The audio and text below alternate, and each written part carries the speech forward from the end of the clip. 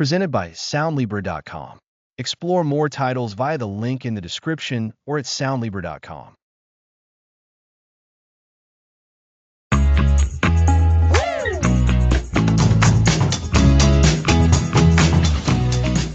Welcome to One Thing at a Time. Let's master your focus and reclaim your life. And I'm Lisa. Just a quick heads up before we dive in. While we're talking about mental performance and well-being today, please remember this isn't medical advice and shouldn't replace a talk with a healthcare professional. Great point, Lisa. Over the next 12 episodes, we'll explore why single tasking is key for productivity and peace. Today, we're tackling the myth of multitasking. Many of us claim to be good at it. It's almost a badge of honor. But Alex, is it really effective, or are we just doing more things poorly? That's the question. Our brains aren't wired for true multitasking. What we call multitasking is really rapid task switching. Your brain jumps between activities, not doing them simultaneously. Task switching. That sounds exhausting. It makes sense that I often feel like I'm juggling, with no full attention on anything. Exactly. This constant switching has a significant cognitive cost. Every switch requires a mental gear shift. You disengage from one task, reorient to the next, and then have to re-engage again. This takes time and mental energy. So, it's like sprinting in different directions every few seconds? That sounds like burnout. It is, and it impacts more than just feeling tired. This switching fragments attention, reduces concentration, and makes us less efficient. Studies show multitasking decreases performance on all tasks. You make more errors, take longer, and retain less. That's tough to hear, as we've been conditioned to believe busyness equals success. It's a pervasive myth fueled by modern life. Constant notifications, endless information streams, and a culture rewarding busyness over output create pressure to do it all, making multitasking seem like the only way. I can relate to the constant notifications. My phone constantly seems to be shouting. Then there's email, instant messages, social media, it's a lot. It is. This epidemic of distraction affects our work and well-being. That scattered, never-present feeling can lead to stress, anxiety, and dissatisfaction. When was the last time you were truly engrossed in a conversation without your mind wandering? It's been a while, Alex. I admit I check my phone out of habit or fear of missing out. Fear of missing out, or FOMO, drives this behavior. But what if there's a different way? A way to be more effective, less stressed, and more present? Single tasking offers this. Single tasking. So the antidote is doing one thing at a time? That sounds deceptively simple. It is simple, yet powerful. Single tasking means dedicating your full attention to one task. You consciously choose where your focus goes and protect it.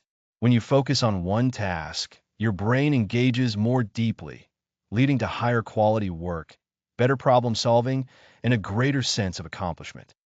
So, instead of writing an email, answering chat, and listening to a podcast at once, I'd pick one. Focus on the email until it's done. Precisely. Imagine the difference. That email would likely be clearer and more concise. You wouldn't have to reread it endlessly because your mind was elsewhere. You'd also free up mental bandwidth used for constant switching. That sounds appealing. I often feel like I'm running on fumes, unsure of what I've accomplished. That's common in the multitasking cycle. We're busy, but not necessarily productive. Single tasking helps us transition from busy to truly effective. It allows for a flow state where you become so absorbed in your work that time disappears. This is where great creativity and productivity can happen. The flow state. It sounds like the opposite of how I feel most of the time. And that's what we aim to help you achieve.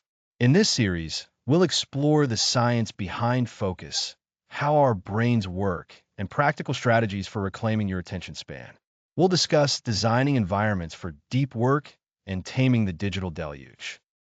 We'll learn how to batch tasks effectively and apply single tasking at work and personally. It's about building sustainable habits for a more focused, fulfilling life. So, if you're tired of feeling scattered, overwhelmed, and constantly interrupted, you're in the right place. We're bunking the myth of multitasking and showing you the profound benefits of doing just one thing at a time. It's about quality over quantity, focus over fragmentation, and intention over impulse. Get ready to transform how you approach your day. Next episode, we'll dive into the fascinating science of focus. You won't want to miss it. Thanks for listening. Next episode, the science of focus.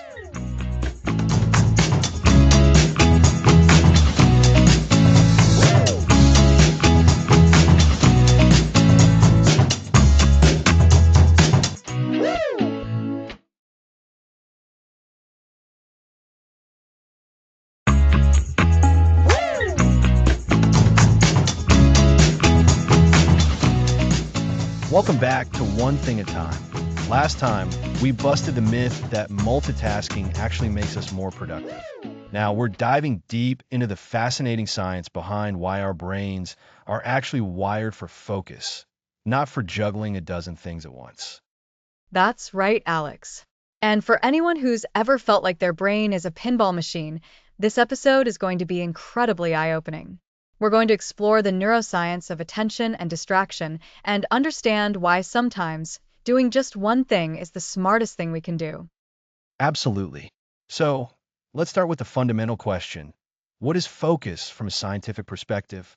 Think of your brain like a powerful spotlight. You can shine that spotlight broadly, try to illuminate a whole room, but the details will be blurry. Or you can narrow that beam, focusing its intensity on a single object, allowing you to see every detail with incredible clarity. That narrowed beam, that intense exploration of one thing, is what we call focus. So it's like a limited resource, this ability to focus. We can't just infinitely spread our attention around. Exactly. Our brains have a limited capacity for processing information at any given moment. This is often referred to as cognitive load. When you try to do too many things simultaneously, you overload your cognitive capacity. Imagine try to carry 10 water bottles at once. You might manage to pick them all up, but you'll be unsteady, likely to drop some, and definitely not going to be able to water your plants effectively. That's a great analogy. So, when we feel like we're multitasking, what's actually happening in our brain? Are we truly doing two things at once? Or is something else going on? That's the crux of it. True multitasking, doing two attention-demanding tasks simultaneously, is largely a myth for most of us. What we experience as multitasking is usually rapid task switching. Your brain is quickly flitting between one task and another.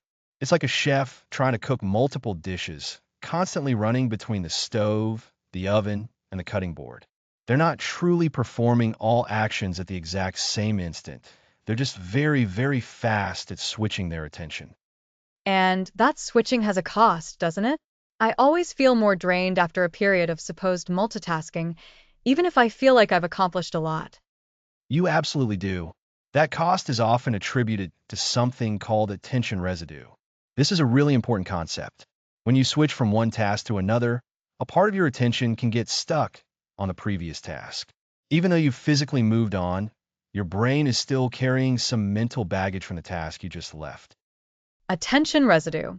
So, even if I stop checking emails to start writing a report, my brain is still partly thinking about that email I just read? Precisely. And that leftover attention, that residue, makes it harder to fully engage with the new task. Your focus is divided. It's like trying to paint a masterpiece while a faint echo of a phone conversation is still playing in your mind. You're not giving your full creative energy to the painting. This means each task takes longer and is more prone to errors. That explains so much. I've often felt like I'm not fully present in whatever I'm doing because my mind is still on the last thing.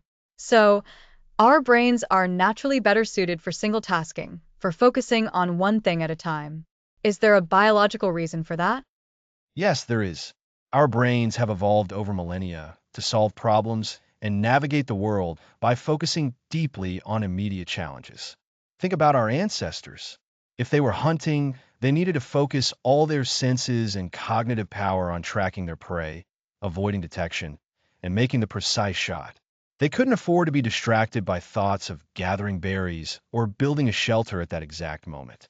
Their survival depended on intense, focused attention. So, this constant barrage of notifications and the pressure to do it all is actually working against our natural brain wiring. It truly is. The modern world, with its constant digital connectivity, creates an environment that is inherently distracting. We're constantly being pulled in different directions. Our brains, however, are still fundamentally designed for periods of deep, sustained focus. This is why we often feel more accomplished and less stressed after a period of single tasking. It's a powerful insight. So, when we talk about focus, we're really talking about our brain's ability to direct its limited computational resources to a single stream of information or a single task. And when we allow it to do that without interruption, we unlock higher quality work and reduce that mental friction of task switching and attention residue. You've got it. And to bring it back to the spotlight analogy, single tasking is like having a laser pointer. You can aim it with incredible precision to illuminate a very specific point. That sharpness allows for detailed work, complex problem solving, and a deeper understanding. Multitasking, or rather task switching, is like trying to hold up a weak flashlight that you're constantly moving around. You can see a bit of everything, but you can't truly focus on any one thing to understand it. So, the science tells us that our brains aren't built for juggling. They're built for mastering. And mastering requires that deep, unwavering focus that only single tasking can provide. We've learned about cognitive load, the myth of true multitasking, the costly attention residue, and how our evolutionary past has wired us for deep focus. That's a perfect summary, Lisa. We've laid the scientific groundwork for why single tasking isn't just a nice idea, but a fundamental requirement for effective work and a less stressed existence. And in the next episode, we'll start exploring practical strategies for reclaiming our attention span in this distracting world. Next episode, reclaiming your attention span.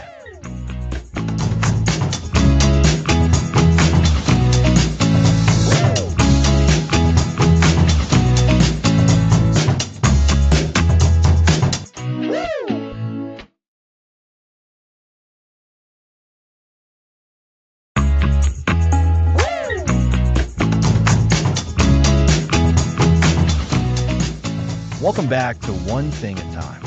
Last time, we debunked multitasking and explored focus science. Today, we begin reclaiming your attention. Reclaiming our attention span. It's about understanding what's stealing our focus and becoming more self-aware. Exactly. We've been on autopilot. To win back attention, we must observe what pulls us away without judgment. How do we start observing? It feels overwhelming when I think about how scattered I am. Keep a mental logbook for a day or two. Notice what pulls your attention away. So, if my phone buzzes while I'm reading, I note, phone buzzed, felt urge to check. Precisely. Or if you're working and find yourself scrolling social media, note the trigger. Boredom? Procrastination? An alert? The details matter. And this is about understanding, not self-criticism, right? Completely. Think of it like a doctor diagnosing symptoms. Your attention drains are those symptoms. What are some common culprits for attention drains? I feel like I have a list. Digital notifications, email, social media, and our devices are frequent offenders. But it can also be colleagues, chores, or our own wandering thoughts. Wandering thoughts are a big one for me. My mind loves to go on tangents. When we need to focus, these tangents become detours. In your logbook, you'd note, daydreamed about vacation, lost track of report for 5 minutes. Okay, so after observing, we have a list of drains. What's next? Consciously directing your focus. You become the driver of your attention, not just a passenger. Driver, not passenger. How do we become the driver? Start with setting an intention. Before a task, define what you want to accomplish and for how long. For example, for the next 25 minutes, I will focus solely on urgent emails. Saying that creates more commitment. It does. It's a mental contract. This intention is your compass. When your mind wanders, refer back to it. This notification isn't part of my intention. It's a gentle reminder. But what about truly important interruptions? We must distinguish between genuine importance and mere urgency. Setting intentions helps us evaluate these demands. If something is critical, deal with it. If it's a distraction, defer it. This connects to prioritizing. Exactly. Another crucial aspect is creating a focused sanctuary. This is an environment, physical and mental, that supports your intention. What does a focused sanctuary look like? Turn off notifications. Close unnecessary browser tabs. Put up a do not disturb sign. Tell others you need uninterrupted time. Minimize external triggers. So, we actively design our environment to support focus. Precisely. And this includes managing your internal environment. Practice mindfulness. When your mind wanders, acknowledge the thought and gently guide your attention back. This builds a muscle. Mindfulness makes sense. It's about noticing when your mind is full and choosing what to focus on. Exactly. Let's recap the steps to reclaiming your attention span. First, observe your attention drains without judgment. Second, set clear intentions for tasks. Third, design your focus sanctuary by minimizing external distractions. And fourth, cultivate mindfulness to manage internal distractions and guide your attention back.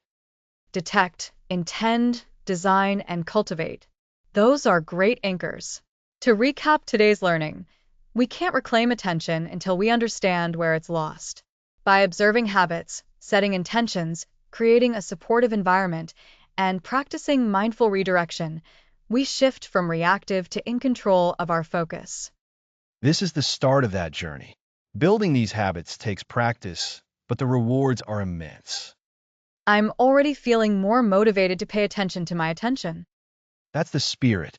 In our next episode, we'll explore practical strategies for creating a workspace that actively supports your focus. Next episode, designing your focus sanctuary.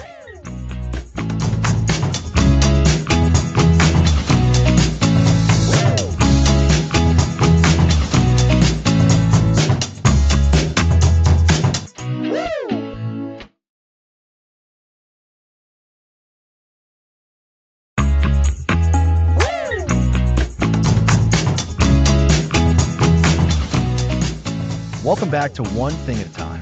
Last time, we explored the science behind why our attention spans have shrunk and how to reclaim them. Today, we're diving deep into something incredibly practical, designing your very own focus sanctuary. And I'm really excited about this because it feels like we're moving from understanding the why to building the how. It's about creating an environment that actively supports our efforts to single task. Exactly, Lisa. Think of it like this. You wouldn't try to bake a gourmet meal in a chaotic kitchen, right?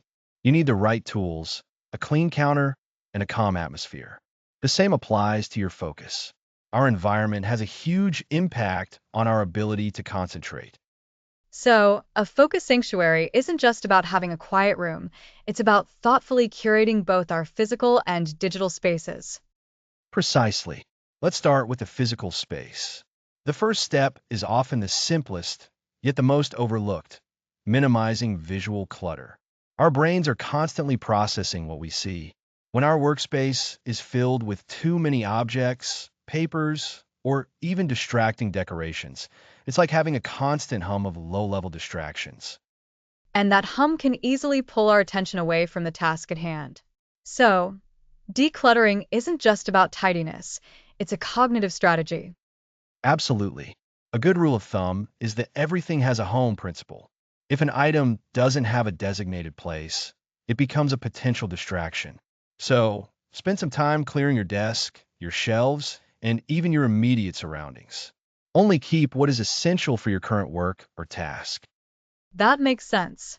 It creates a sense of order that can then translate into mental order. What about dedicated workspaces? Is it always necessary to have a separate office? Not everyone has the luxury of a separate office, and that's perfectly fine.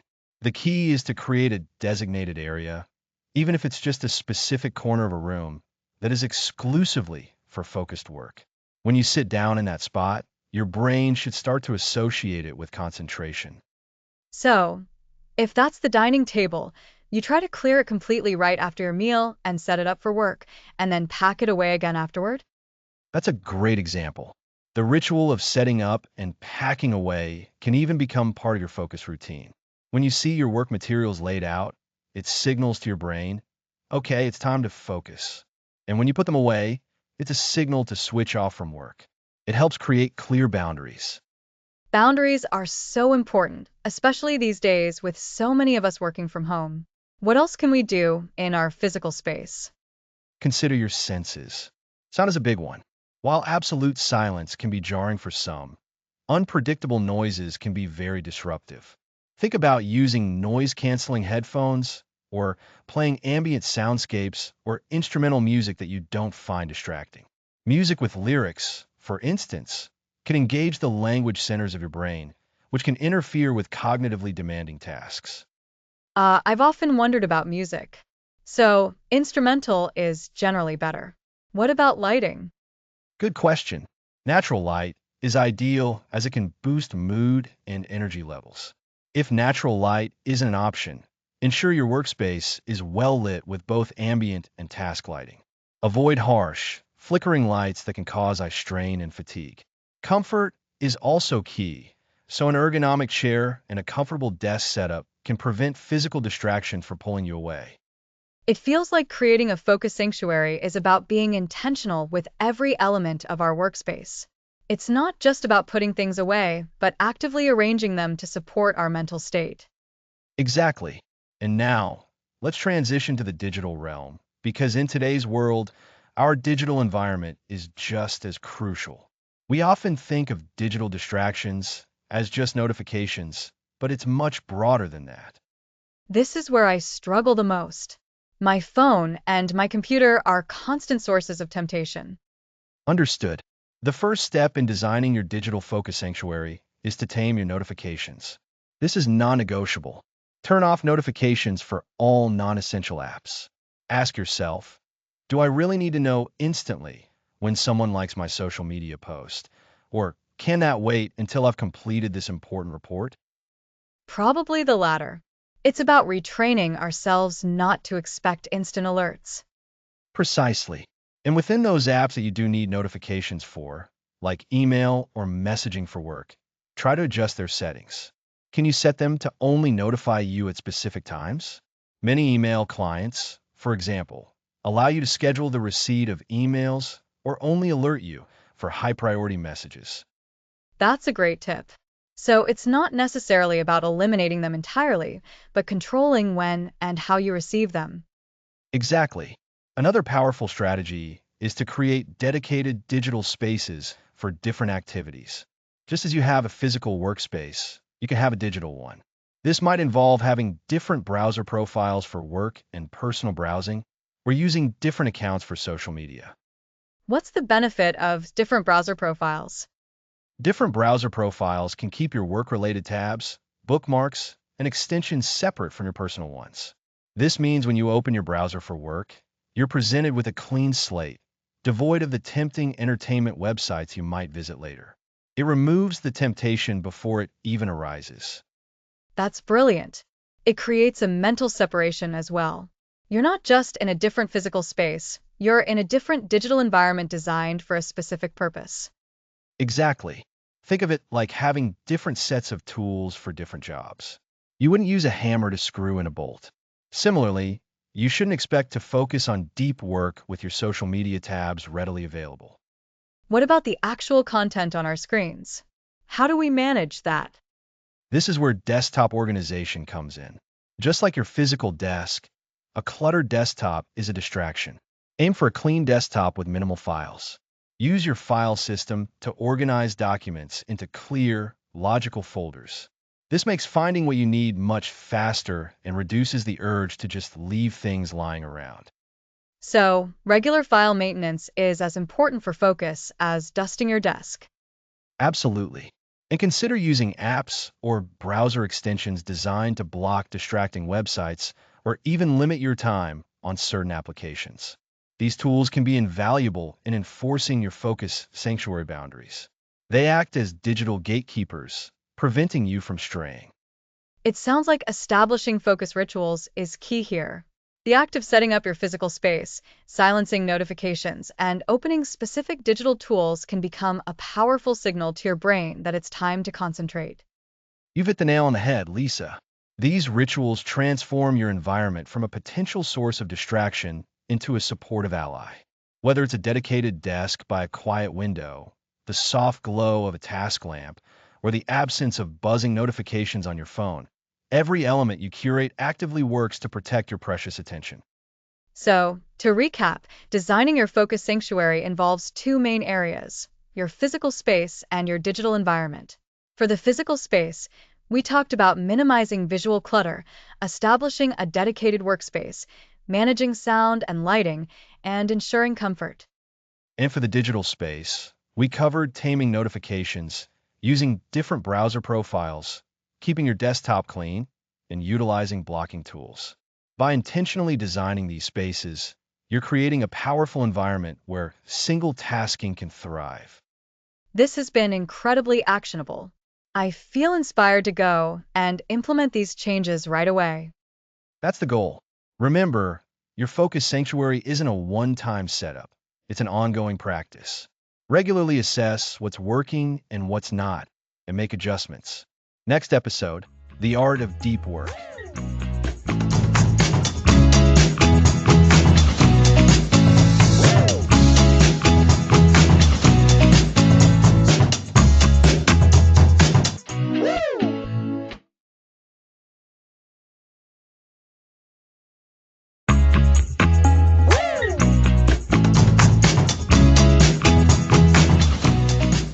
Welcome back. Last time, we explored how to design your personal focus sanctuary. Today, we're diving into the art of deep work. Deep work. It sounds so purposeful. How does it build on what we've already discussed? Think of deep work as the pinnacle of focused effort.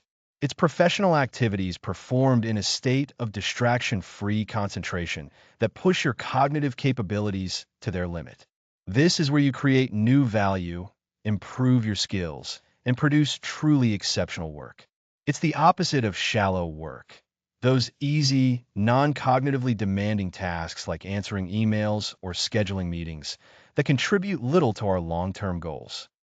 So, deep work is where the real magic happens, but it sounds incredibly difficult to achieve with constant pings and notifications.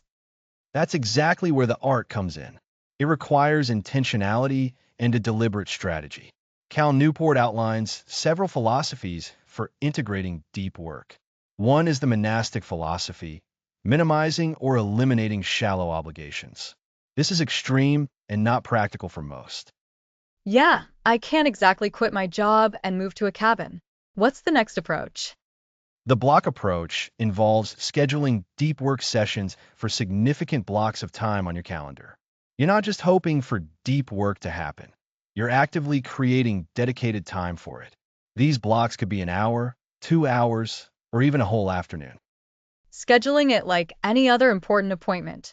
So, I'd look at my week, identify tasks that require intense focus, and block out time specifically for them. Precisely. And when you're in that block, it's sacred. Nothing else can intrude. This is where the sanctuary we discussed becomes crucial. Your focus sanctuary is the physical space, your digital environment, and the social agreements you establish to protect these deep work blocks. Think of it as building a fortress around your concentration. Okay, so we've got the block approach. What's next? Next is the journalistic approach. This is for those with unpredictable schedules who can't commit to fixed deep work blocks. This approach involves squeezing in deep work whenever you find a free moment. It's about being able to shift into a state of intense focus quickly, even if it's just for 30 minutes. It requires a lot of mental discipline. That sounds like a skill in itself, being able to just switch on deep focus on demand. It's like a mental muscle you have to train. It is. And the fourth approach is the rhythmic approach. This is probably the most accessible. It's about establishing a regular habit of deep work. You aim to complete a certain amount of deep work each day, or each week. For example, you might commit to 2 hours of deep work every morning consistently. This builds a routine, making it easier to slip into that focused state because it becomes expected. I like the rhythmic approach. It feels more sustainable. So we have these different philosophies: block, journalistic, and rhythmic. And the key to making them work is protecting that time fiercely. Exactly. And protecting that time means having strategies to deal with the inevitable challenges like interruptions. How do you handle emails, messages, and unexpected requests when you're in a deep work block? That's the million-dollar question. Do you just switch everything off? Ignore it all? For deep work, yes, to a significant degree. Treat your deep work time as if you were unavailable. You might set an out-of-office reply for your email, silence notifications on all your devices, and communicate to colleagues that you'll respond to non-urgent matters later. If something is truly urgent, people will find a way to reach you through a prearranged emergency channel. But for most things, they can wait. That's a bold step. It requires a level of confidence that you're not missing something crucial. It does. But remember, the goal of deep work is to produce high-quality output that has a significant impact. If you're constantly reacting to shallow tasks, you're likely not making meaningful progress on your most important work. Consider this. If you receive 50 emails a day and spend even 30 seconds on each, that's over 25 minutes of your day lost to shallow work. That's a startling way to put it. So, what else contributes to successful deep work? Another critical element is having a clear plan for your deep work sessions. Don't just sit down and hope inspiration strikes. Before you enter your deep work block, know exactly what you aim to accomplish. What specific problem are you trying to solve? What output do you want to produce? Having a concrete goal helps you stay on track and measure your progress. So, it's not just about blocking out time, but having a mini mission for that time. Precisely. And to make that mission achievable, you need to understand your energy levels. Identify when you're most alert and have the most mental stamina for complex tasks. Schedule your deep work sessions during those periods. That's a great point. I know for me, my brain feels clearest first thing in the morning. So, to summarize, deep work is about focused, distraction-free concentration to produce high-value output. We can adopt different approaches like the block, journalistic, or rhythmic methods to fit it into our lives. And crucially, we need to protect that time fiercely by minimizing interruptions and having a clear plan for what we want to achieve during those dedicated sessions. You got it exactly. It's about being intentional with your attention and your time, and recognizing that true progress often comes from sustained, undistracted effort. It's not about being busy, it's about being productive in a meaningful way. Deep work is definitely the next frontier for single tasking. It's challenging, but the potential payoff in terms of results and personal satisfaction seems immense. It truly is. And the good news is, with practice and the right strategies, anyone can cultivate the ability to do deep work. Thank you, Alex. This has been incredibly insightful. I'm already thinking about how I can better implement deep work into my own schedule. Fantastic. Next episode, we'll tackle the challenge of taming the digital deluge, starting with part one of how to manage our ever-present online distractions.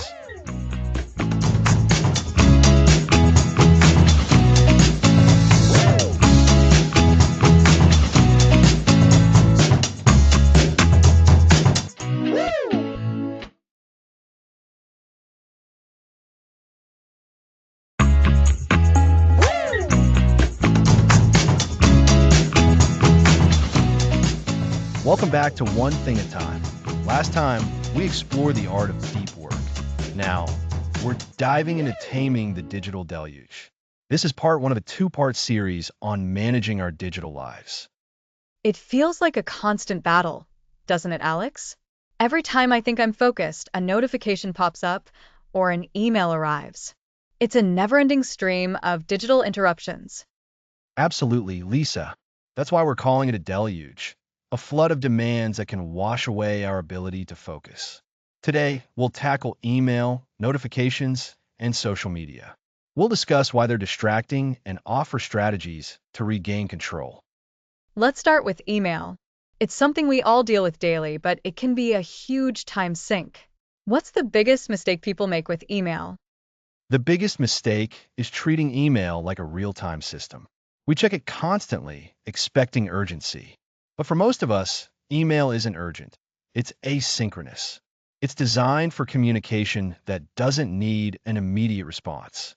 When we let it dictate our workflow, we're letting others set our priorities.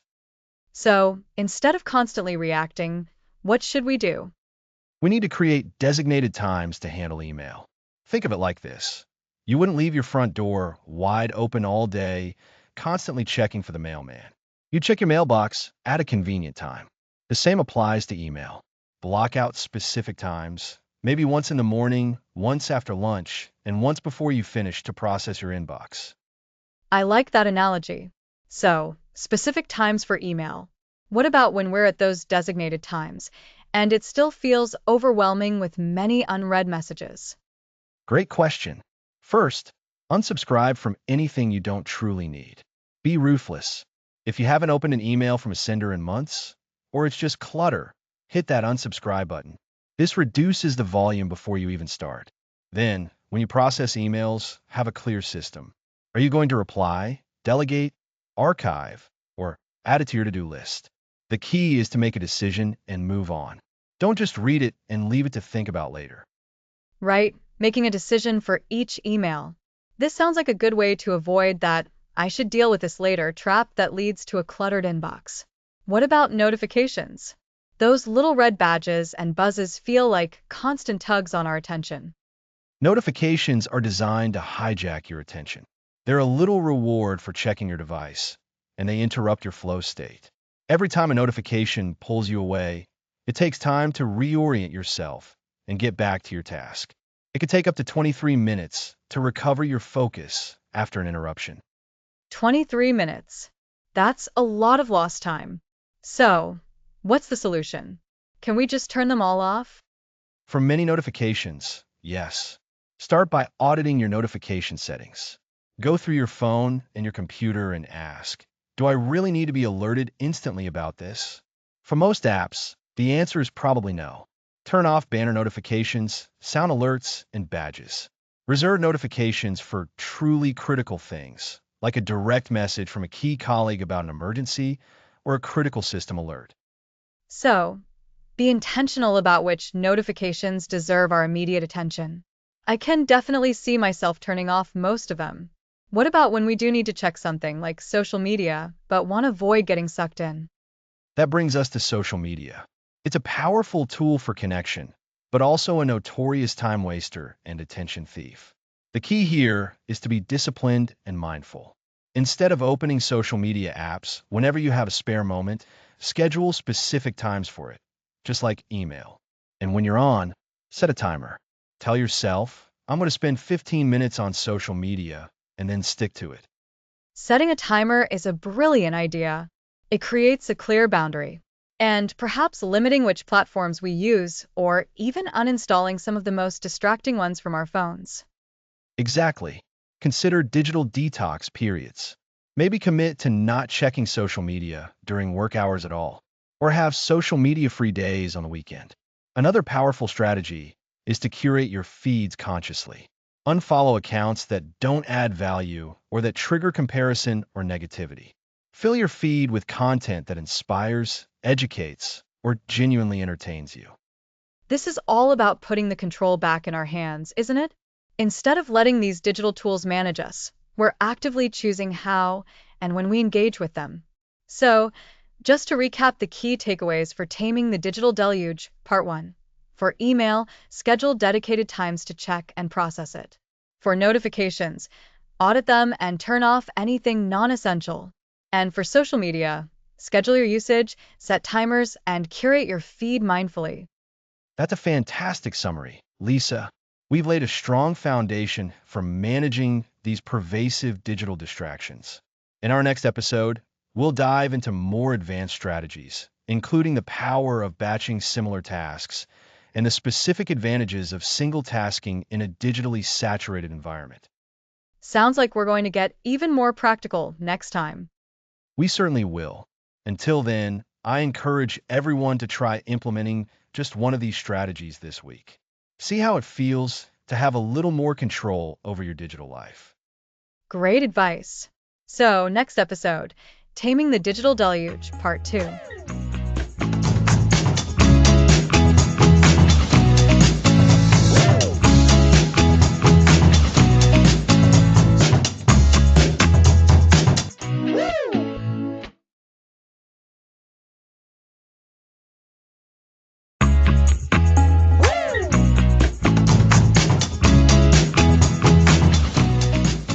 Welcome back to One Thing at a Time.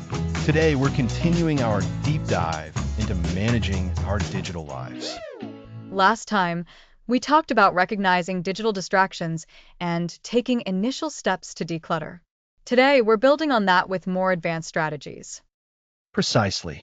We're moving from addressing immediate distractions to actively designing how we interact with technology. It's about being proactive rather than reactive. So, we've tackled the noisy alerts. What's the next frontier in conquering this digital flood? Let's talk about content consumption. Social media, news sites, video platforms, they're designed to grab our attention. Today, we'll focus on being intentional about what we consume and how we consume it. That means actively choosing what to let in, not just blocking what we don't want. How do we get better at that choice? It starts with asking yourself, why am I opening this app? What I hope to get out of it? Is it for learning, connecting, or just habit? Often, we open things out of boredom. When you notice that, pause. Ask if there's something else, even for just 2 minutes, that better aligns with your goals. That's a great reminder. It's easy to fall into unconscious scrolling. Having a clear reason for logging in is key. Exactly. And this applies to news too. Instead of checking headlines all day, set specific times, perhaps morning and evening, to catch up. Curate your sources. Unsubscribe from newsletters you don't read. Unfollow accounts that consistently drain you. That sounds like initial effort, but the long-term piece is worth it. It's like tidying up your digital space. Precisely. And this leads into building personal systems.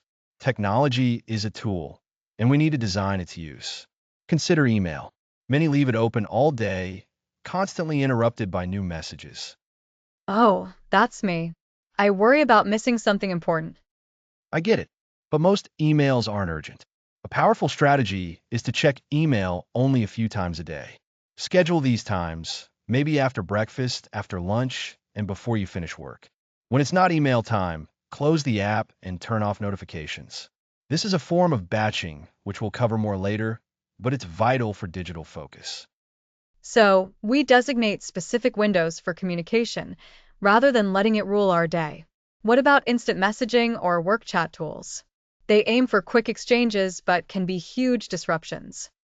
That's a significant challenge. The solution lies in setting boundaries and managing expectations. For instant messaging, utilize status indicators. If you're in a deep work session, set your status to do not disturb or focusing. This lets colleagues know you're busy, but not entirely unavailable. That's a smart way to show your availability without constant connection. It communicates your focus. Right. And it's about learning to tell the difference between a true emergency and something that can wait. Most things can wait.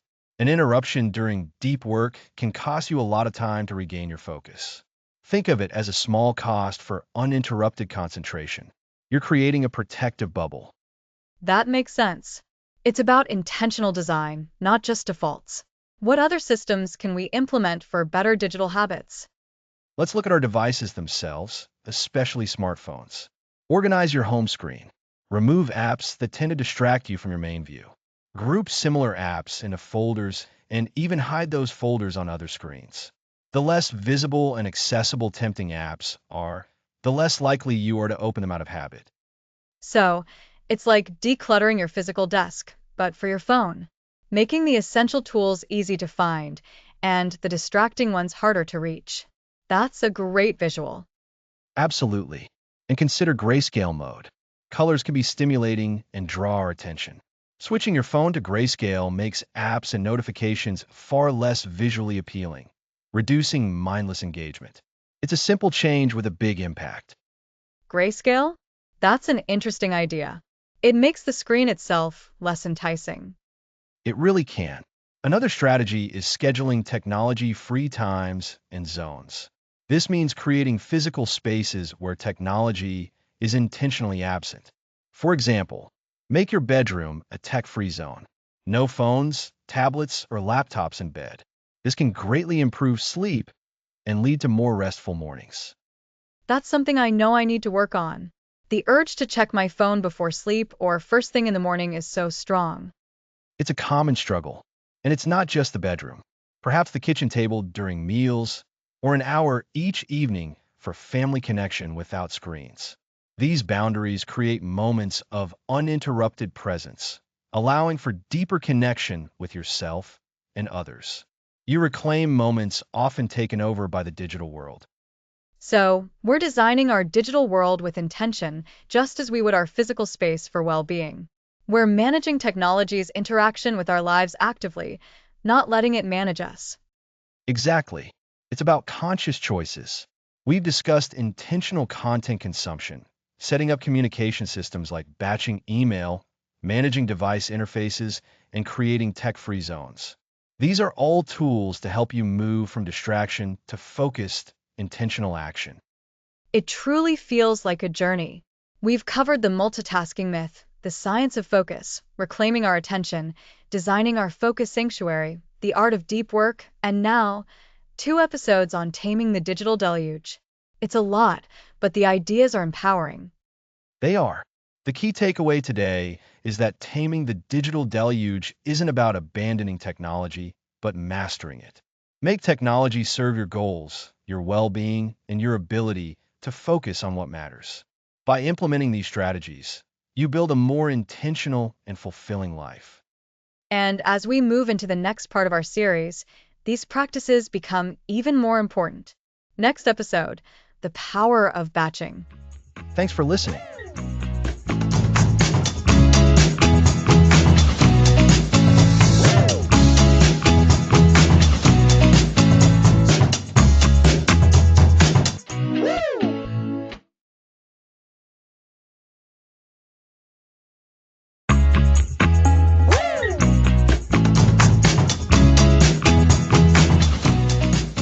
Welcome back to One Thing at a Time. Today, we introduce task batching. Batching, it sounds a bit like what happens at a factory, doesn't it? Making a whole lot of the same thing at once. That's actually a pretty good analogy, Lisa. In essence, task batching is about grouping similar tasks together and completing them in one focused block of time. Instead of jumping back and forth between different types of activities, you dedicate a specific period to doing all of one kind of thing. So, instead of checking emails for 5 minutes here, then replying to a message there, then writing a report, then checking emails again, I'd set aside, say, an hour just for emails. Exactly. You're minimizing what we call context switching. Think about it. Every time you switch from one task to a completely different one, your brain needs a moment to reorient itself. It has to let go of the old task and latch onto the new one. This mental gear shifting takes time and mental energy. I've definitely felt that drain. It's like my brain gets fuzzy when I try to do too many different things in rapid succession. I feel less productive, even though I'm technically busy. Precisely. With batching, you leverage the momentum you build within a single type of task. When you're in an email answering mindset, you're already thinking about composing messages, scanning for important information, and responding efficiently. You don't have to pause to recall what you were doing in that report you started earlier. So, what kinds of tasks are good candidates for batching? Great question. The key is similarity. Think about administrative tasks, answering emails, making phone calls, processing invoices, scheduling appointments. These all require a similar mental mode. Batching them means you can get into a rhythm and power through them much faster than if you sprinkled them throughout your day. Okay, that makes sense. What else? Creative work can also be batched. If you're writing, dedicate a block of time solely to writing. If you're designing, set aside an hour or two for design work. Even things like errands can be batched. Instead of running to the store for milk on Monday, then the post office on Tuesday, you could plan a trip on Saturday morning that covers both. It sounds like it requires some planning to set these focus blocks aside. Absolutely. That's the intentionality behind it. Before your day or week begins, review your to-do list. Look for tasks that naturally group together. Then, schedule dedicated time slots for these batches. For instance, you might decide Tuesday mornings, 9 to 10:30 a.m., will be my communication block, emails and phone calls. And the crucial part is to resist the urge to do something else during that block, right? No peeking at social media or thinking about that report that's due next week. Exactly. That's the discipline required for batching. Protect that time. Let your colleagues or family know that during this hour, you're focused on a specific type of activity. Turn off non-essential notifications, close unrelated programs, and really immerse yourself in that one kind of task. So, we're essentially creating mini environments for specific types of work. You could say that, and the benefits are significant. Aside from reducing context switching, batching can actually increase your output. When you're fully engaged in a task, your productivity tends to be higher. You're not wasting time re-engaging your brain every time you switch.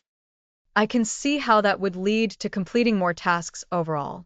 It feels like a more efficient way to manage your effort throughout the day. It really is. And it helps you become more mindful of how you're spending your time. By consciously designating blocks for certain activities, you gain a clearer picture of where your hours are going.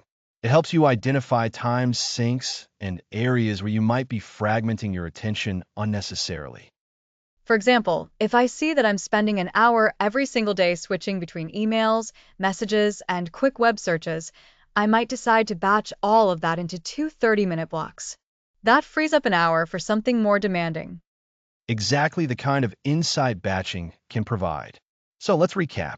Task batching is the practice of grouping similar activities together and completing them in dedicated, focused time blocks. It dramatically reduces mental context switching, saving your brain energy and time. And by doing all your emails at once or all your calls at once, you can get into a flow state and become more efficient at those specific tasks. Right? It requires a bit of upfront planning to schedule these blocks and discipline to stick to them. But the reward is increased productivity, less mental fatigue, and a better understanding of how you use your time. It's a foundational technique for single tasking that can pay big dividends. So, instead of reacting to every incoming ping, we're proactively shaping our day by grouping similar efforts. Precisely. It's about creating structure and intentionality. We talked about building your focus sanctuary in episode 4, and batching is a powerful way to build a sanctuary within your day for specific types of work. Remember how we discussed the importance of deep work in episode 5? Batching allows you to carve out those significant, uninterrupted periods for your most important tasks by efficiently handling the less demanding, but still necessary administrative or repetitive tasks in their own designated zones. It also ties back really well to our discussions on taming the digital deluge. Instead of checking notifications constantly, we can create a specific inbox processing batch. Absolutely. It's all interconnected. So, an action for our listeners this week. Identify one type of task you do regularly that you could batch. Maybe it's responding to messages, paying bills, or even planning your meals for the week. Schedule a dedicated time for it and see how much more efficiently you can get it done. And resist the urge to mix in other things during that batch time. That's the real test of batching power. That's the challenge and the reward. So, to sum up, batching is your friend for efficiency. Group similar tasks, schedule dedicated time, and protect that time fiercely. You'll be amazed at how much more you can accomplish and how much less mental energy it drains.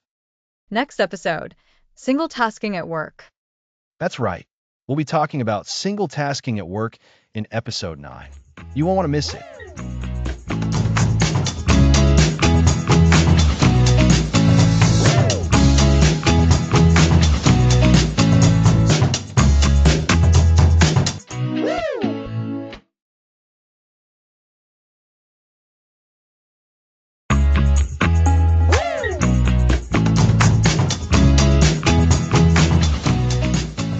Welcome back. Last time, we explored the fantastic power of batching similar tasks together. Today, we're diving into how to apply this focus to your workplace. Single tasking at work. It sounds almost revolutionary given how many of us are juggling a dozen things simultaneously. Alex, what's the biggest hurdle when we try to focus on one task in a professional environment? The biggest hurdle, Lisa, is the environment itself. Workplaces are often designed for distraction. We have constant email notifications, instant messages pinging, colleagues stopping by with questions, and the general hum of activity. The expectation, sometimes, is that we can and should be available for all of this at a moment's notice. So, it's not just about our own willpower, but also about the structure and culture around us, right? How do we even begin to create a more focused work environment when so much of it feels out of our control? That's a great question, and it starts with a shift in mindset. We need to recognize that being busier isn't the same as being productive. The goal is to produce high-quality work, and that often requires dedicated, uninterrupted time. The first, and perhaps most crucial, step is effective prioritization. Prioritization. That sounds like something we've touched on before, but how does it specifically apply to single tasking at work? Think of it like this. If you have a list of 10 things to do, and you try to do all 10 at once, you'll likely do them all poorly or incompletely. But if you identify the one most important task that will move the needle forward and dedicate a block of time to just that, you'll achieve far better outcomes. We need to distinguish between urgent, important, and nice-to-do tasks. So, not everything on our to-do list deserves our immediate, focused attention. We need to be selective. How do we identify that one most important task? Ask yourself, what is the single most impactful activity I can do right now that will contribute to my most important goals? This requires a clear understanding of your broader objectives, both for the day and for longer-term projects. Once you have that, you block out time for it. Schedule it in your calendar as if it were a crucial meeting. Blocking out time. That's a tangible step. So, I've identified my priority task and I've blocked out an hour. But then, the notifications start. What do we do about those? This is where we actively design our focus sanctuary, even within the chaos of an office. First, turn off all non-essential notifications. This means email alerts, instant messaging pings, even social media if it's accessible. You can designate specific times to check emails or messages rather than letting them interrupt you constantly. So, instead of letting our inboxes derail us, we consciously decide when to engage with them. That makes sense. What about colleagues who might need to reach us? This is where communication is key. You can use your calendar to show you're busy or in a focus block. Some people even use a physical signal, like headphones, to indicate they are concentrating and prefer not to be interrupted. For urgent matters, people can still reach you via phone, but for most things, they can wait for your designated catch-up times. This isn't about being unapproachable. It's about being intentional with your focus. I can see how that might be an adjustment for others, but it's about setting boundaries for our own productivity, isn't it? So, we've prioritized, we've scheduled, and we've managed notifications. What about meetings? They can feel like the ultimate productivity killer. Meetings are a major culprit in fragmented workdays. The best approach here is to be ruthless about whether your presence is truly necessary and to make meetings themselves more focused. Ask yourself, can this issue be resolved with an email or a quick chat? If a meeting is unavoidable, ensure there's a clear agenda, a defined objective, and a strict time limit. So, questioning the necessity of meetings and then making the necessary ones as efficient as possible. That sounds like a good strategy. What if the meeting is essential, but it's long and covers multiple topics? That's where time boxing within the meeting itself can help. If the agenda has 3 items, allocate a specific time to each. Stick to the agenda. If discussions veer off topic, gently guide them back. And crucially, make sure decisions and action items are clearly defined at the end, with assigned owners and deadlines. This ensures the meeting itself contributes to progress, rather than just consuming time. This all sounds like a proactive approach, taking control rather than being reactive to every incoming demand. So once we're in that focus block, and it's just us and our one priority task, what are some techniques to stay on track? This brings us back to the practice of single tasking itself. When you're focused on one thing, your mind isn't jumping between a dozen different mental tabs. You're fully immersed. This allows for deeper thinking, greater creativity, and fewer errors. It's like a chef preparing a complex dish. They focus on each step, each ingredient, to ensure the final result is perfect. If they were trying to cook 5 dishes at once, the quality would suffer immensely. That's a great analogy. So, the quality of our output should improve significantly if we're truly single tasking. What about delegation? Surely that plays a role in freeing up our capacity for single tasking on our own priorities. Absolutely. Delegation is a superpower for single tasking at work. If a task can be done effectively by someone else on your team, and it's not your unique contribution or a critical learning opportunity for you, then delegate it. This frees you up to concentrate on the tasks that only you can or should do, and it also empowers your team members. It's a win-win. We focus on our highest leverage activities, and others get opportunities to grow. So, to recap for our listeners, single tasking at work involves actively designing your environment and your day. This means clearly prioritizing your most impactful tasks, blocking out dedicated time for them, and managing distractions by turning off notifications and communicating your focus periods. Exactly. And we also discussed how to make meetings more effective, questioning their necessity and ensuring those that are held are focused and productive. We emphasize the importance of clear communication about your focus time and the strategic use of delegation to free up your capacity. Remember, the goal isn't just to do work, but to do the right work effectively. It's about intentionality, shifting from a reactive mode to a proactive one. This is really powerful for anyone feeling overwhelmed by the demands of their job. It truly is. And the more you practice it, the easier it becomes. You start to build a muscle for focus that extends beyond just your work life. Next episode, single tasking and parenting.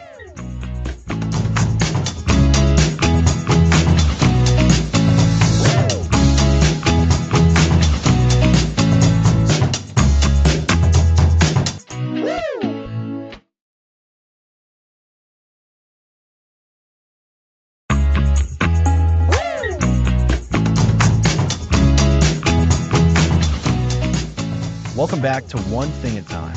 Today, we're shifting our focus to parenting. Parenting is a whirlwind, Alex. Juggling feeding, cleaning, playing, and working feels like the ultimate multitasking. How does single tasking fit into that chaos? That's precisely what we'll explore. We've seen how single tasking boosts productivity in other areas. Now, we'll see how it can revolutionize our connection with children and foster a more peaceful home. When we're truly focused, we become more present. And in parenting, being present is paramount. I love that.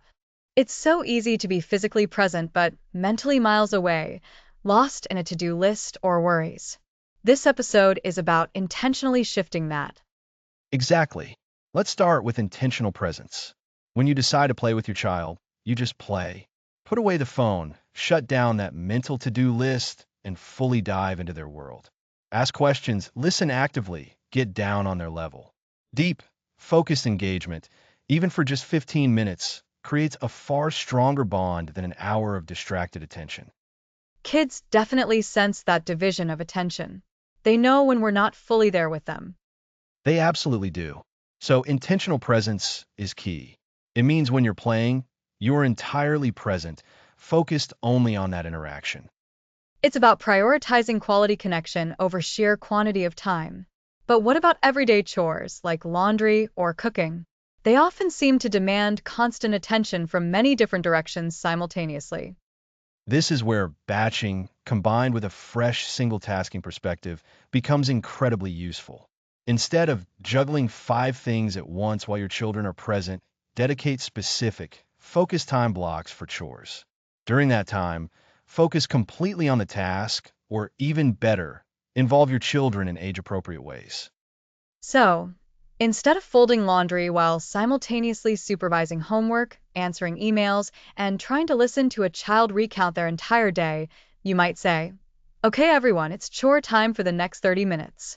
Mommy is single tasking on folding laundry, and I'd love your help putting away your own clothes or setting the dinner table." That's a fantastic example, Lisa. You create focused blocks of time for specific tasks. You single task on laundry, and they single task on their assigned chore. This not only reduces your mental load, but also teaches them valuable lessons about responsibility and focused effort. And you might actually finish the laundry in that 30 minutes. Huh, exactly. It's all about intention and focused execution. Meal preparation is another huge area where single tasking can make a difference. Instead of attempting to cook a complicated meal while responding to urgent texts and simultaneously entertaining restless children, plan ahead. Prep vegetables on Sunday or make a large batch of pasta sauce. On a busy weeknight, you're not starting from scratch. You can then focus on the final cooking steps, enjoy the process more, and be much more present at the dinner table. That's a brilliant point about meal prep. It breaks down a large, overwhelming task into manageable, focus steps. So, we're talking about intentional presence with our children and batching chores and meal prep for focus work blocks. What else can we do? Let's discuss the relentless mental load. For so many parents, remembering appointments, school events, permission slips, doctor's visits, dietary needs, and a million other small details can become utterly overwhelming. Single tasking helps by encouraging us to fully process one piece of information at a time when it arrives. When you receive a school notice or an important email, don't just glance at it and add it to your mental list. Take 2 deliberate minutes to read it fully, decide what action is needed, and then immediately put it in your calendar or your dedicated to-do list. So, it's about dealing with incoming information completely as it comes in, rather than letting it pile up and create a constant, low-level background anxiety. Precisely. It's like clearing your physical desk. Instead of having dozens of little tasks and pieces of information floating around in your head, address them one by one, completely. This might feel like it takes a little more time in the immediate moment, but over the course of a week, it frees up an incredible amount of mental energy. You're not constantly trying to remember what you're supposed to remember. That concept of dealing with it now is incredibly powerful. It speaks directly to being proactive rather than reactive to the mental clutter that is so inherent in parenting. Think about bedtime routines. How often do we try to read a story while simultaneously scrolling through our phones or thinking about what needs to happen for breakfast tomorrow? When we single task during bedtime, reading with full attention, engaging with questions, and giving our child undivided focus, it creates a calm, connected end to the day. This often leads to better sleep for everyone involved. And a calm bedtime routine naturally makes the morning less chaotic, which is a huge win for everyone. This episode truly applies our core single tasking principles to the unique challenges and immense joys of parenting. Exactly. While parenting may feel like the ultimate juggling act, consciously choosing to single task in key areas could dramatically improve our experience and our children's well-being. It's about making intentional choices to carve out dedicated moments of focused attention, to be more effective, and most importantly, to be more deeply connected. The benefits extend far beyond just getting tasks done. They foster a richer, more loving family environment. It really is about prioritizing connection and presence over constant, fragmented activity. It's a powerful mindset shift that can have a profound and lasting impact on family life. It truly can. In our next episode, we'll explore how to solidify these practices and build sustainable focus habits that will serve you long term. That sounds like a perfect way to build on everything we've discussed. Join us, then, as we discuss building sustainable focus habits for a more present and productive life.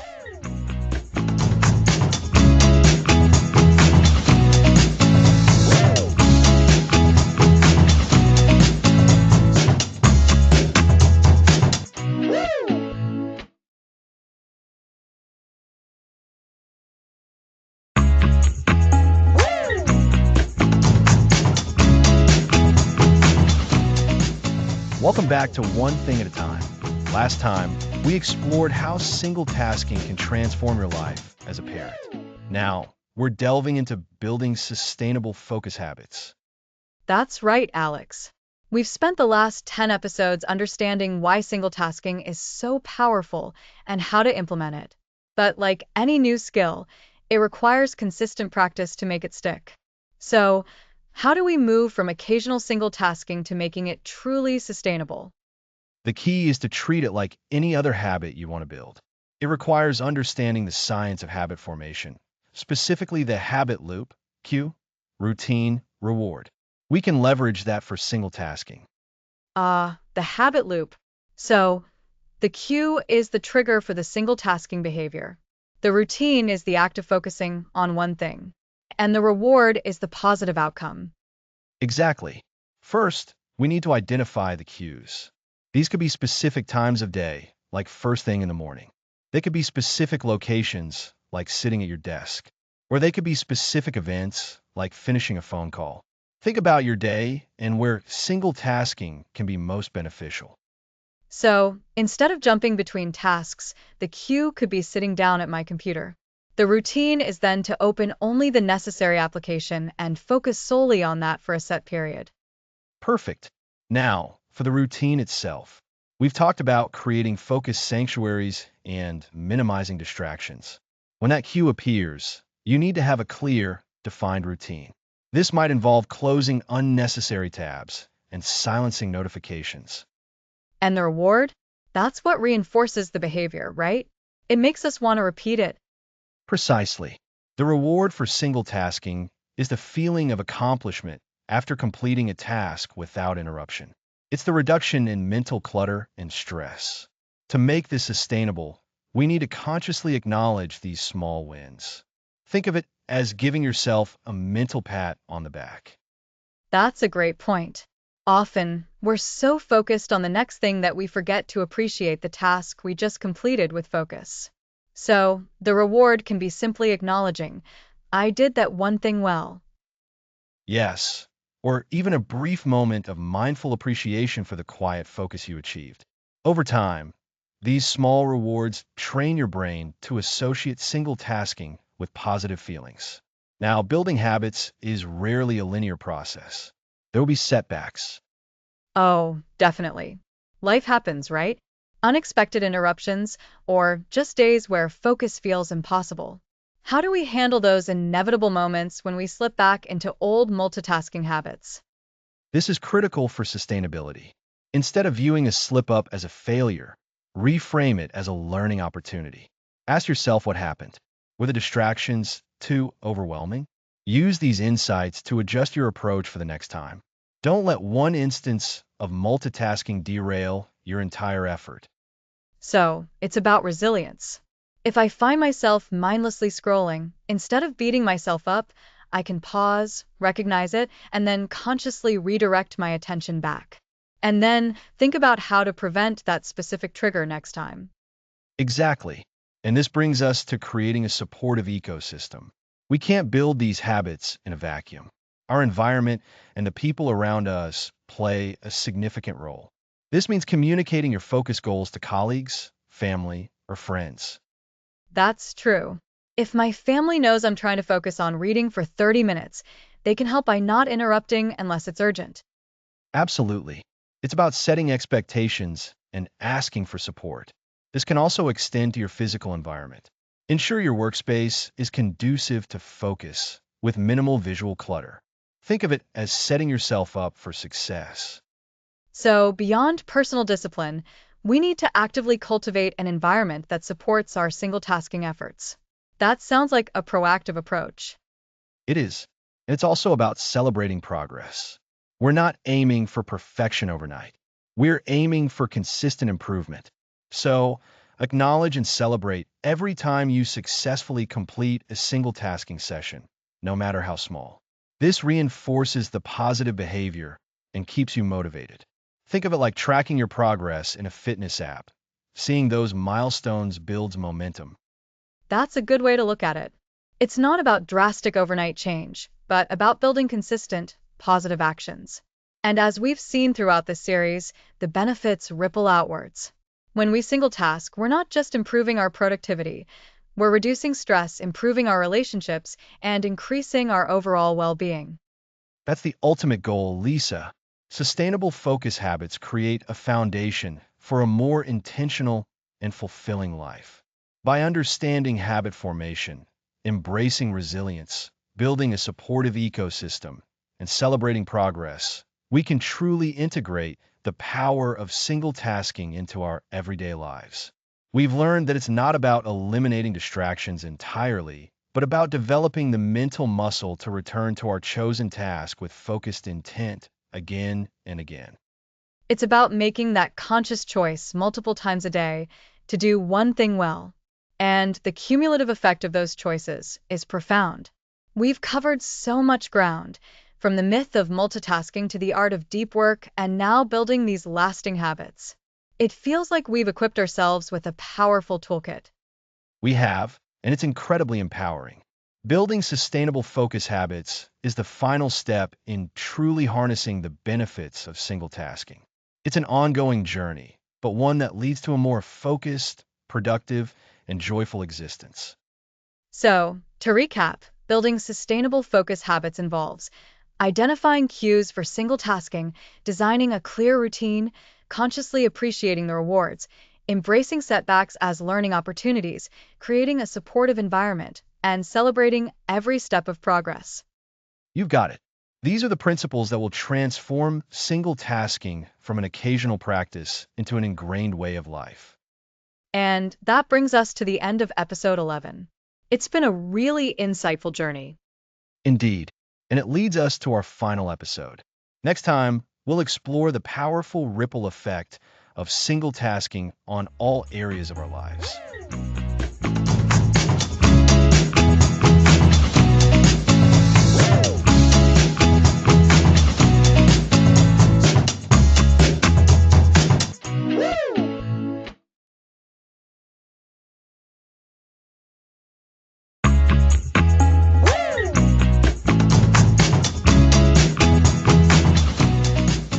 Welcome back to One Thing at a Time. This is the final episode of our series. It's hard to believe we've reached episode 12 already. We've covered so much ground. Absolutely, Lisa. As we wrap up, single tasking fundamentally changes how we experience our lives, creating positive ripples. That's a great way to put it. Shifting from juggling multiple tasks to focusing on one thing at a time has made a real difference. Exactly. Remember back in episode 1, when we first introduced the concept of the multitasking myth. We discussed how our brains aren't actually built to do multiple complex tasks simultaneously. What we perceive as multitasking is often just rapid task switching, which drains our energy and reduces our efficiency. And that inefficiency comes with a cost beyond just lost time. In episode 2, The Science of Focus, we learned about how task switching taxes our cognitive resources, leading to more errors and a feeling of constant mental fatigue. It's like our brains are running on a low battery all the time. Precisely. But then, in episode 3, Reclaiming Your Attention Span, we started equipping listeners with tools to combat this. We talked about the importance of understanding what's hijacking our focus, those little distractions that pull us away from what truly matters. And designing our focus sanctuary in episode 4 was so practical. Creating a physical and digital space free from unnecessary distractions is a huge step. It's about being intentional about our environment. It really is. Then we moved into the core of effective work with episode 5, The Art of Deep Work. This is where we really dug into the concept of sustained, undistracted concentration on cognitively demanding tasks. This is the kind of work that leads to truly valuable output. And then came the digital deluge. Episodes 6 and 7, Taming the Digital Deluge, were so crucial. We learned strategies for managing email, notifications, and the constant influx of information that threatens to drown our focus. It's about taking back control from our devices. It felt like learning to navigate a storm. And that led perfectly into episode 8, The Power of Batching. Batching similar tasks together, like answering emails all at once or making all your phone calls in one block, minimizes the context switching cost and streamlines your workflow. Batching felt like a revelation for me. It's a concrete strategy that directly combats the scattered feeling we often get. And as we moved into applying these principles, episodes 9 and 10, single tasking at work and single tasking in parenting, showed us that this isn't just a professional skill. Exactly. Bringing single tasking into our personal lives, especially with our families, can have profound effects. It means being truly present with our children, having meaningful conversations, and reducing stress for everyone involved. It's about quality time over mere quantity. And that brings us to last week's episode, episode 11, Building Sustainable Focus Habits. We learned that single tasking isn't a one-time fix. It's about developing consistent practices. Setting clear intentions, scheduling focused work blocks, and reflecting on what's working are all key to making it stick. So, what's the ripple effect we've been talking about? It's the cumulative impact of all these practices. When you consistently single task, you're not just improving your productivity in a single area. You're reducing your stress levels, increasing your overall well-being, and fostering deeper connections in your relationships. It's like throwing a pebble into a pond. One small action, focusing on one thing, creates expanding ripples. Think about it. Fewer errors at work means happier colleagues and clients. Less stress at home means more patient and engaged parenting. Faster, higher quality work can lead to career advancement. And on a personal level, that consistent focus allows for deeper learning and skill development. When you're not constantly switching gears, your brain has the space to truly grasp complex ideas and master new abilities. This can lead to a greater sense of accomplishment and fulfillment. It also opens up mental space for creativity. When our minds aren't constantly occupied with the frantic juggling of tasks, there's room for new ideas to emerge. We can think more strategically, solve problems more effectively, and even find more joy in our everyday activities. It's about regaining control of our attention, which is arguably our most valuable resource in today's world. By choosing to single task, we are actively deciding where our focus goes rather than letting external demands dictate it. This empowerment is a huge part of the ripple. And for those listening, the practice of single tasking can feel like a journey. It's okay to stumble, to get distracted, and then to gently guide yourself back. The key takeaway from this entire series is that the effort to focus on one thing at a time is profoundly worth it. It truly is. We've learned that single tasking enhances our performance, improves our mental health, strengthens our relationships, and allows us to live a more present and meaningful life. These are not small victories. These are life-altering shifts. So, to recap our entire journey together, we started by dismantling the myth of multitasking and understanding the science behind why our brains struggle with it. We then moved on to practical strategies for reclaiming our attention, creating focused environments, and engaging in deep work. We tackled the challenge of digital distractions, learned the efficiency of batching, and applied the principles of single tasking to both our professional and personal lives. Finally, we emphasize the importance of building sustainable habits to make these changes last. The ripple effect of embracing single tasking extends to every corner of our lives, fostering greater productivity, reducing stress, enhancing creativity, and ultimately, leading to a more fulfilling existence. It's about living one thing at a time, with intention and presence. And that brings us to the end of our series, One Thing at a Time. It's been an incredible journey exploring the power of single tasking with all of you. Thank you for tuning in each week and for being a part of this conversation. Thanks for listening to the series.